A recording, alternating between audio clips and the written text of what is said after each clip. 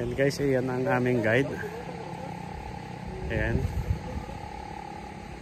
Andito kami ngayon sa may ilog. Ayan so guys. Ayan. Ayan si Totoy, ang driver ng Kalabaw. Ayan. Kung sino nakarelate nitong hanap buhay dito sa may probinsya o trabaho, ito ang aming nakikita dito sa ngayon. Ayan guys. Ayan. Ayan sila sa taas. Ayan.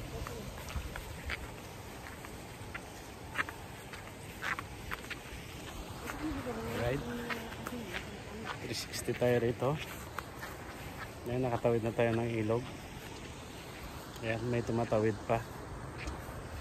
Alright, patuloy lang tayo sa medyo magandang panahon ngayon, kaya nakatawid tayo. Tignan natin mamaya kung makakatawid pa tayo. Bahala na to. Alright, mga ka-idol, hanggang sa muli.